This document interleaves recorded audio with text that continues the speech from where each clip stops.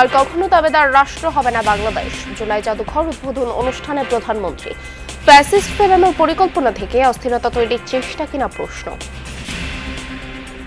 কেউ কেউ অহেতুক ইস্যু তৈরি করে দেশে অস্থিরতা সৃষ্টির অপচেষ্টা শুরু করেছে।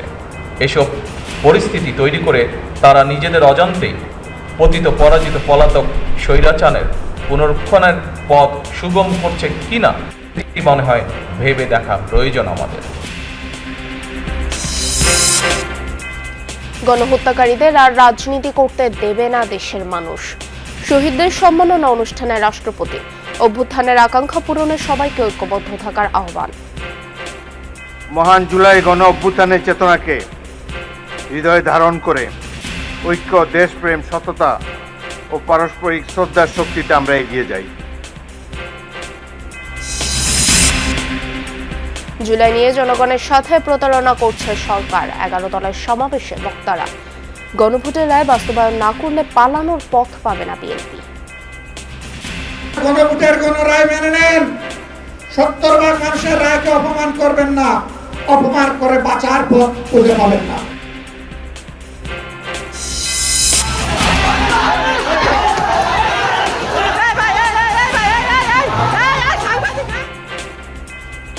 কয়েক জেলায় কর্মসূচিকে ঘিরে ছাত্রদল ও শিবির কর্মীদের মধ্যে মারামারি।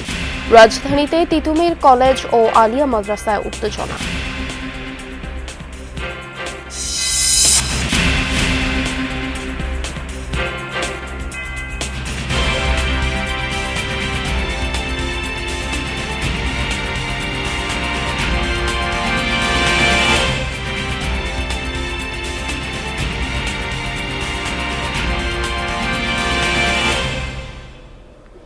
আমন্ত্রণ যমুনা নিউজে আপনাদের সঙ্গে আছি আমি স্নিগ্ধ পূরবী। আর এতক্ষণ দেখছিলেন শিরোনাম। বাংলাদেশ আর কখনো তাবেদার রাষ্ট্রে পরিণত হবে না জানিয়ে জুলাই গণ অভ্যুত্থান স্মৃতি জাদুঘর উদ্বোধন করলেন প্রধানমন্ত্রী তারেক রহমান। বলেন, বিতাড়িত ফ্যাসিবাদ চক্র কখনো দেশে গণতান্ত্রিক শাসন ব্যবস্থা কায়েম করেনি। আইনের শাসন নিশ্চিতেই অভ্যুত্থানের হতাহতের প্রতিটি ঘটনার বিচার জরুরি বলেও মনে করেন সরকার প্রধান। প্রধানমন্ত্রী জানান, শহীদদের কাঙ্ক্ষিত দেশ প্রতিষ্ঠায় স্বাক্ষরিত জুলাই সনদ বাস্তবায়ন কার্যক্রম শুরু হয়েছে। তবে কেউ কেউ অহেতুক ইস্যু তৈরি করে অস্থিরতা তৈরির অপচেষ্টা করছে। সাইফুদ্দিন রবিনের রিপোর্টে বিস্তারিত।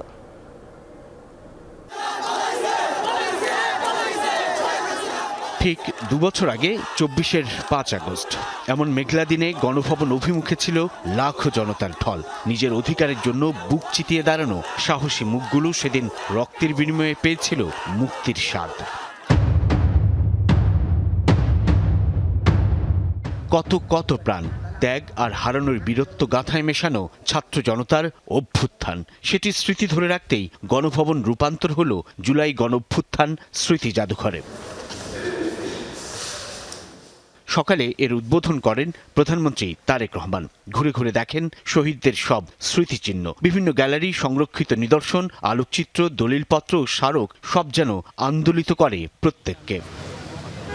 ঠিক বছর 2 আগেও এটি ছিল গণভবন, বাংলাদেশের সরকার প্রধানের বাসভবন। যে সরকার প্রধান নির্বাচিত হওয়ার কথা ছিল জনগণের প্রত্যক্ষ ভোটে গ্রহণযোগ্য নির্বাচনের মধ্য দিয়ে।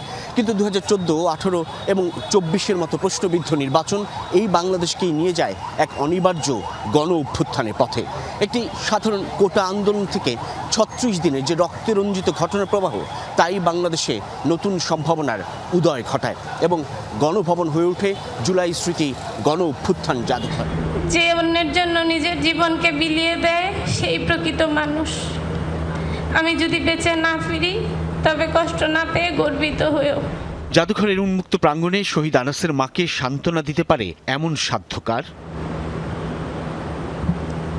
উদ্বোধনী পর্বের বক্তব্যে সাবেক অন্তর্বর্তী সরকারের প্রধান উপদেষ্টা ডক্টর মোহাম্মদ ইউনুস তাই বললেন, তাৎক্ষণিক ইতিহাস থেকে ভবিষ্যৎ রচনা করেছে এই স্মৃতি জাদুঘর। একবার হলো আসবে, সপরিবারে আসবে, নিজে আসবে, বন্ধু বান্ধব নিয়ে আসবে এবং কিছু সময় কাটানো এবং চিন্তা করার জন্য কেন এটা হলো, কিভাবে হলো, এটা কি আরো হবে নাকি এখানেই সাত সমাপ্তি করবো আমরা। এখান থেকে নতুন যাত্রাপথ রচনা হবে। আমরা পথ হারিয়ে ফেললে এখানে এসে পথ খুঁজে নেব। প্রধানমন্ত্রী তারেক রহমান বলেন, দীর্ঘ 1.5 দশকে ফ্যাসিবাদী সরকারের শাসনে গুম খুনে শিকার হয়েছিল দেশের জনগণ। হেলিকপ্টার থেকে গুলি করে মানুষ হত্যার মতো বর্বর আচরণ ইতিহাসে বিরল। জুলাই গণ অভ্যুত্থান স্মৃতি জাদুঘর ভবিষ্যতের প্রজন্মের সামনে তাদের পূর্বসূরিদের সাহসী ইতিহাস যেমন তুলে ধরবে, অপরদিকে তাদের সামনে উন্মোচিত হবে বিতাড়িত ফ্যাসিস্টদের মুখোশ। আমি আশা করি এই জাদুঘর শুধুমাত্র 2024 সালের নৃশংস ঘটনার স্মারক হবে না। এই জাদুঘর বাংলাদেশের মানুষের সামগ্রিক গণতান্ত্রিক অভিযাত্রার সঙ্গে জুলাই গণ অভ্যুত্থানের সম্পর্ক তুলে ধরবে। প্রধানমন্ত্রী আশ্বাস দেন ফ্যাসিবাদ বিরোধী আন্দোলনে হতাহতের প্রতিটি ঘটনার স্বচ্ছ ও নিরপেক্ষ বিচারের। যারা হতাহত হয়েছেন পর্যায়ক্রমে আইনের যথাযথ প্রক্রিয়া অনুসরণ করে সেই বিচার হবে স্বচ্ছ, নিরপেক্ষ এবং বিশ্বাসযোগ্য। সরকার মনে করে আইনের শাসন নিশ্চিত করার জন্যই প্রতিটি অপরাধের বিচার হওয়া অত্যন্ত জরুরি।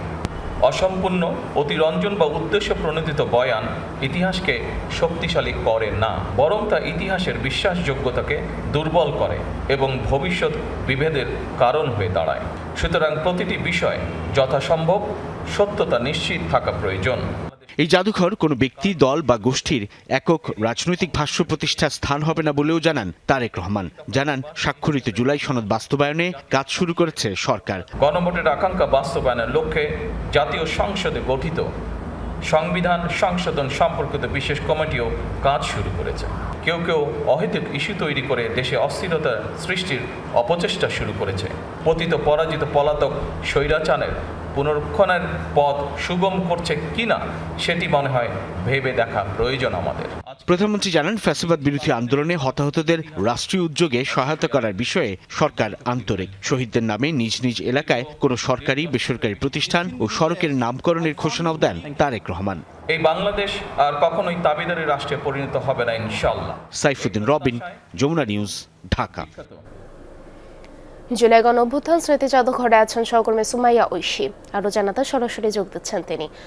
ঐশী, আজ তো শহীদ পরিবারের সদস্যদের জন্য উন্মুক্ত থাকার কথা জাদুঘর, তারা কি ইতিমধ্যে জাদুঘরে প্রবেশ করতে শুরু করেছেন কিনা, কি তথ্য রয়েছে আপনার কাছে? আজকে বিকাল 3 যখন উদ্বোধন শেষ হয়েছে, এরপরে আসলে কথা ছিল যে যারা জুলাই শহীদ এবং আহতদের পরিবার তাদের জন্য গণভবন বা জুলাই সাবেক গণভবন এবং এখন জুলাই স্মৃতি জাদুঘর উন্মুক্ত করা হবে। তবে বেশ সকাল থেকে বেশ খানিকক্ষণ অপেক্ষা করার পরও কিন্তু গণভবন বা এই জুলাই স্মৃতি জাদুঘরের দরজা যখন খোলা হচ্ছিল না, সে সময় কিন্তু উত্তেজিত জনতা আমরা দেখেছি যে গেট কিছুটা ঝাঁকি দিয়ে তারপর খুলে ফেলে তারা প্রবেশ করেছেন। এখন ভেতরে যারা আছেন তারা কিন্তু সবাই সাধারণ নাগরিক। তাদের মধ্যে জুলাই যোদ্ধা থাকতে পারেন, সাধারণ নাগরিক থাকতে পারেন, শুধুমাত্র জুলাই যোদ্ধা বা তাদের পরিবার নেই। তারা সবাই এখন ওই গেটের মধ্যে দিয়ে ঢুকে পড়েছেন। যদিও নিয়ম ছিল আসলে যে আগামীকাল জনসাধারণের জন্য গেট খোলা হবে, তবে আজকে কিন্তু আমরা দেখতে পাচ্ছি যে সবাই কিন্তু প্রবেশ করে বিভিন্নভাবে ঘুরে ঘুরে দেখছেন এই যে জুলাই স্মৃতি জাদুঘর। এই জুলাই স্মৃতি জাদুঘরের নিচের যে তলাটি, যেখানে আমরা এখন আপাতত আছি, সেখানে আসলে 17 বছর ধরে শেখ হাসিনার গুম খুনের যে বিভিন্ন নজির রয়েছে, প্রমাণপত্র রয়েছে, সেইগুলো সংরক্ষণ করা হয়েছে এবং এই ভবনের ঠিক উপর তলায় সেখানে কিন্তু জুলাইয়ের স্মৃতি সংবলিত বিভিন্ন প্রমাণ বা বিভিন্ন ঐতিহাসিক বিষয়গুলো সেখানে রয়েছে। যেমন এখন কিন্তু আপনি দেখতে পাচ্ছেন হয়তো যে ঐতিহাসিক যে লাল টেলিফোন বলা হয়, সেই গণভবনের সেই লাল টেলিফোন এখানে সংরক্ষণ করা হয়েছে। এছাড়া অন্যান্য যেই নিদর্শনগুলো ছিল সেগুলো আমরা দেখেছি। গুম হয়ে যাওয়া একাধিক মানুষের যেই ছবি আমরা দেখেছিলাম, গুম হয়ে যাওয়া মানুষের ছবি, অনেক ক্ষেত্রে তাদের ভিডিও ডকুমেন্টারি আমরা এখানে প্লে হতে দেখেছি এবং এভাবে সাধারণ মানুষ কিন্তু ঘুরে ঘুরে দেখছেন এই পুরো গণভবনের অংশগুলো। এবং গণভবন আগামীকাল থেকে জনসাধারণের জন্য খোলা হবে। সেক্ষেত্রে অনলাইনে স্লট বুকিং দিয়ে আসলে টিকিট অনলাইন টিকিটের মাধ্যমে আগামীকাল থেকে গণভবন ঘুরে দেখতে পারবেন সাধারণ জনগণ। অনেক ধন্যবাদ ঐশী আপনাকে আমাদের সাথে যুক্ত হওয়ার জন্য। ফ্যাসিবাদের রাজনীতি আর হতে দেবে না দেশের মানুষ। গণঅভ্যুত্থানের আকাঙ্ক্ষা পূরণে সবাইকে ঐক্যবদ্ধ থাকার আহ্বান জানিয়েছেন অস্থায়ী রাষ্ট্রপতি হাফিজউদ্দিন আহমদ। রাজধানীর চিনমৈত্র সম্মেলন কেন্দ্রে জুলাই শহীদ পরিবার ও জুলাই যোদ্ধাদের সম্বর্ধনা এবং আলোচনা সভায় কথা বলেন তিনি। রাষ্ট্রপতি বলেন, শহীদদের রক্তের মাধ্যমে অর্জিত বাংলাদেশকে বৈষম্যহীন ও গণতান্ত্রিক নতুন বাংলাদেশে গড়ে তুলতে হবে। আওয়ামী লীগ এত মানুষ হত্যা করার পরেও তাদের মধ্যে কোনো অনুশোচনা নেই। এ সময় স্বরাষ্ট্রমন্ত্রী সালাউদ্দিন আহমদ বলেন, আওয়ামী লীগের রাজনৈতিক দল হিসেবে বিচার করা হবে। আদালতে ঠিক হবে আওয়ামী লীগের পরিণতি কি হবে। গণহত্যার জন্য দায়ী যেই দল, তাদের বিষয়ে তদন্ত শেষ পর্যায়ে। বাংলাদেশের মানুষ গণহত্যাকারীদের এদেশের রাজনীতি করতে দেবে না। মহান জুলাই গণ অভ্যুত্থানের চেতনাকে হৃদয়ে ধারণ করে ঐক্য, দেশপ্রেম, সততা ও পারস্পরিক শ্রদ্ধার শক্তিতে আমরা এগিয়ে যাই। শহীদদের রক্তে অর্জিত এই নতুন সম্ভাবনাকে আমরা একটি বৈষম্যহীন, গণতান্ত্রিক, ন্যায়ভিত্তিক, মানবিক ও সুধী সমৃদ্ধ নতুন বাংলাদেশ নির্মাণে দৃঢ় অঙ্গীকারে রূপান্তরিত করি। জুলাই নিয়ে জনগণের সাথে প্রতারণা করেছে সরকার, এমন মন্তব্য করেছেন বিরোধী দলীয় নেতা ও জামায়াতে ইসলামের আমির ডাক্তার শফিকুর রহমান। গণ অভ্যুত্থানের দ্বিতীয় বার্ষিকী উপলক্ষে আয়োজিত সমাবেশে তিনি আরও বলেন, শিক্ষাঙ্গনে নতুন ইউনিফর্মে ফ্যাসিবাদ ফিরে এসেছে। এই ফ্যাসিবাদ কোনোভাবেই সহ্য করা হবে না। 11 দলের নেতারা বলেন, এই বাংলাদেশ আর মাথা নত করবে না।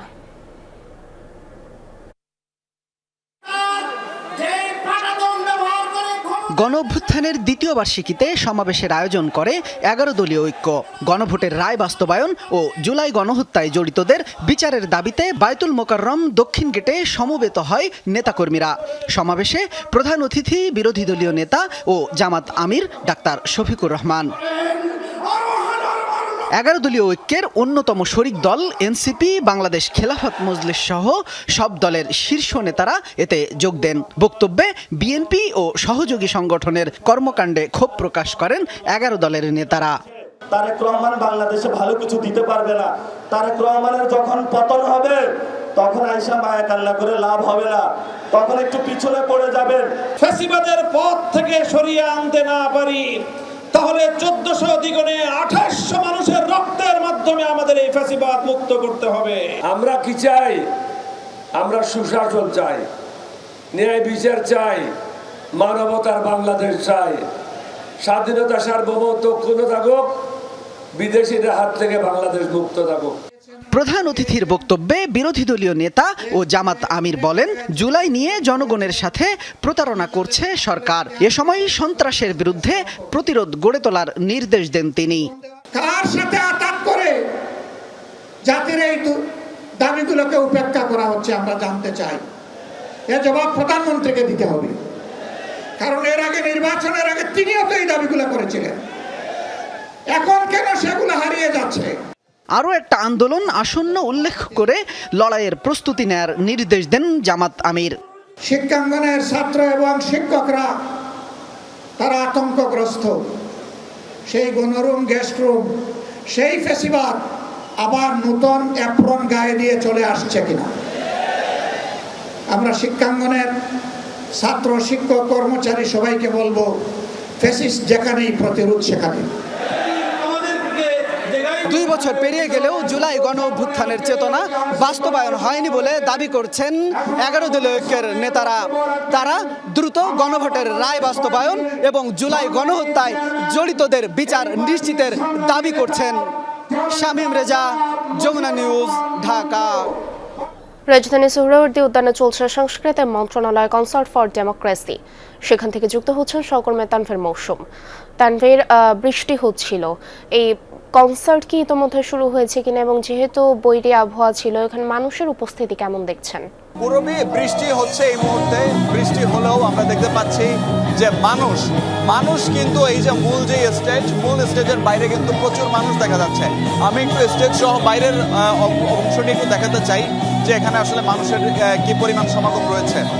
নির্ধারিত অতিথিদের জন্য এই যে স্টেজ এবং সংস্কৃতি মন্ত্রণালয় আয়োজিত কনসার্ট ফর ডেমোক্রেসি, সেই কনসার্ট ফর ডেমোক্রেসিতে আমরা দেখতে পাচ্ছি যে এখানে কিন্তু যে বিশেষ অতিথিদের জন্য নির্ধারিত স্থান, সেখানে কিন্তু আসলে কোনো এই মুহূর্তে আসলে কোনো কেউ আসেনি বা সমাগম নেই। তবে দর্শকদের কিন্তু কোনো কমতি দেখা যাচ্ছে না।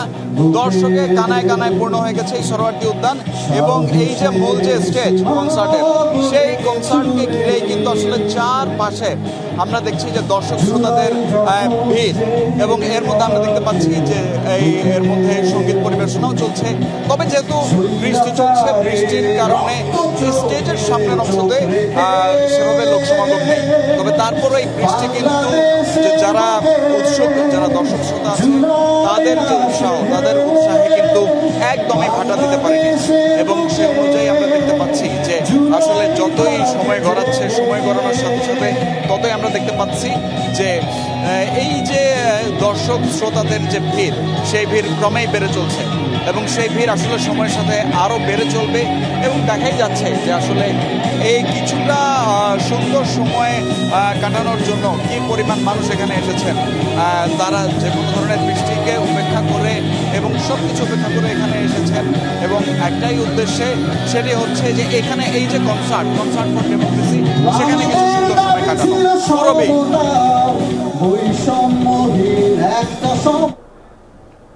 অনেক ধন্যবাদ আপনাকে আমাদের সাথে যুক্ত হওয়ার জন্য। জুলাই গণ অভ্যুত্থান দিবস উপলক্ষে মানিক মিয়া এভিনিউয়ে অনুষ্ঠিত হবে ওপেন এয়ার কনসার্ট বর্ষা বিপ্লবের গান।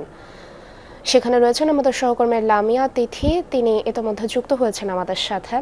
সরাসরি যাচ্ছি তার কাছে। তিথি, কনসার্ট কখন থেকে শুরু হবে বা ইতিমধ্যে শুরু হয়েছে কিনা, দর্শকদের উপস্থিতি কেমন দেখছেন আপনি?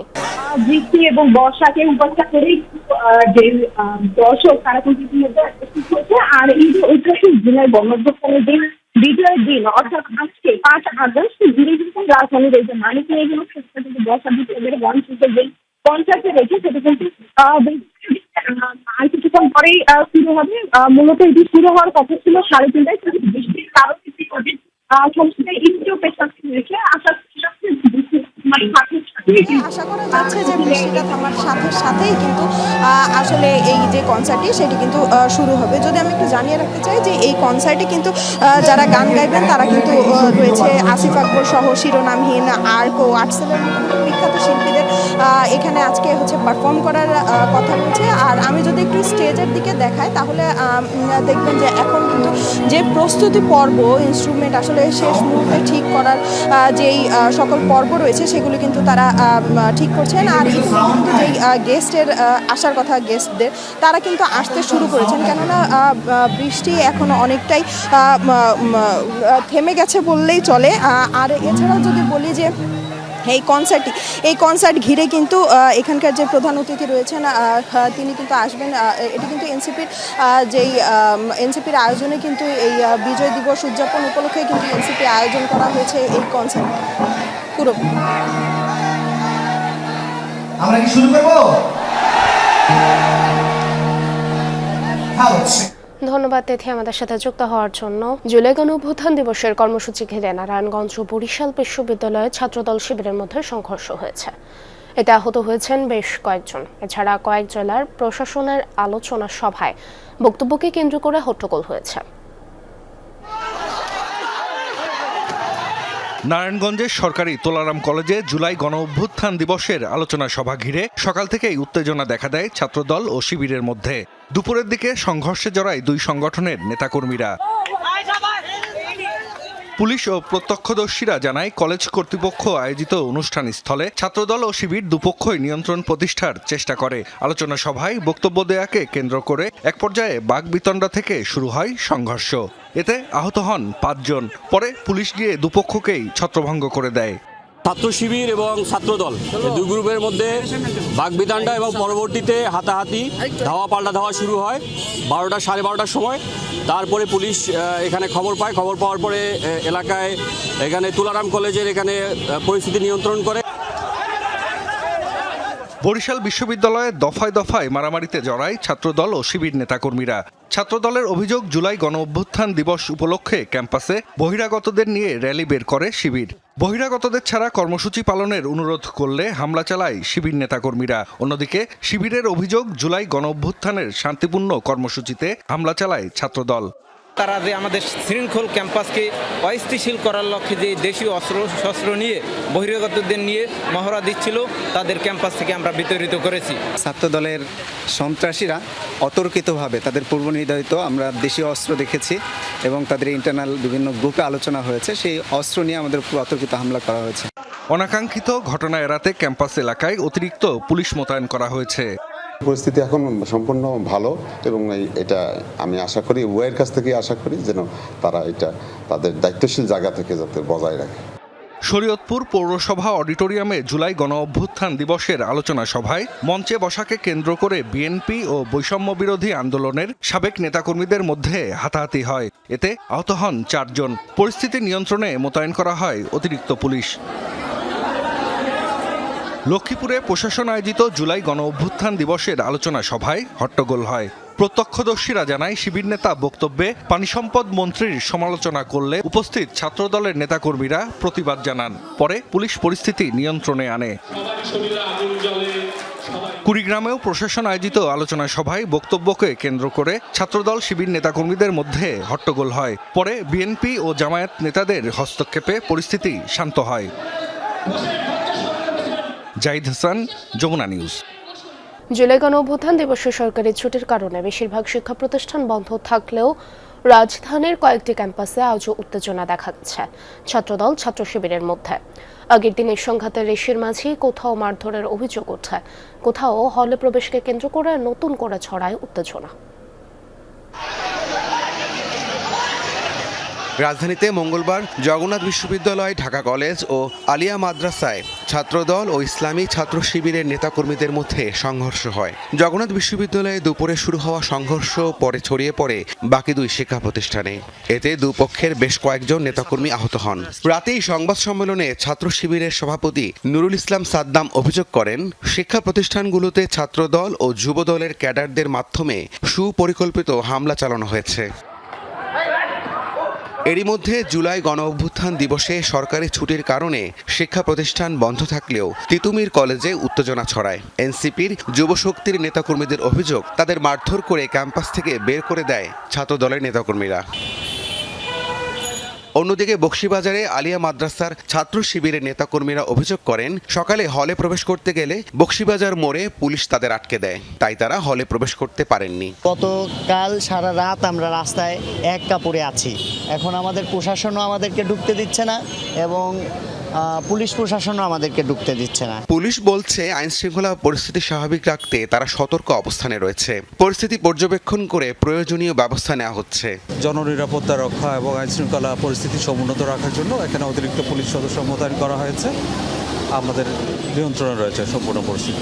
অপ্রীতিকর পরিস্থিতি এড়াতে রাজধানীর গুরুত্বপূর্ণ পয়েন্টে মোতায়েন রয়েছে বিপুল সংখ্যক আইন শৃঙ্খলা বাহিনীর সদস্য। রাব্বি সিদ্দিকী, যমুনা নিউজ, ঢাকা। শেখ হাসিনাকে রাজনৈতিক বক্তব্য দিলে ধরে নেওয়া হবে ভারত বাংলাদেশের অভ্যন্তরীণ রাজনৈতিক পরিবেশ বিশৃঙ্খল করতে ইন্ধন দিচ্ছে, এমনটাই বলছেন জাতীয় নাগরিক পার্টির মুখপাত্র আসিফ মাহমুদ সজীব ভুইয়া। সকালে রাজধানীর কাঁঠালবাগান এলাকায় জুলাই গণ অভ্যুত্থান অনুষ্ঠানে বলেন, পৃথিবীর অন্যান্য দেশেও বাংলাদেশের একজন ফাঁসির আসামিকে জায়গা দেবে না। শেখ হাসিনাকে সম্ভবত ভারত আর রাখতে চাচ্ছে না, কারণ তাকে রাখার মধ্যে আর কোনো কূটনৈতিক পাওয়া না পাওয়ার বিষয় নাই। তিনি যেন কোনো ধরনের রাজনৈতিক কার্যক্রম পরিচালনা না করতে পারেন, এবং তিনি যদি সেটা করেন তাহলে কিন্তু এখানে এটা এভাবেই ধরে নেওয়া হয় যে ভারতের এক ধরনের ইন্ধনে বাংলাদেশের অভ্যন্তরীণ পরিস্থিতিকে বিশৃঙ্খলা করার জন্য তিনি এই ধরনের কার্যক্রম করার সুযোগ ভারত তাকে দিয়ে থাকে।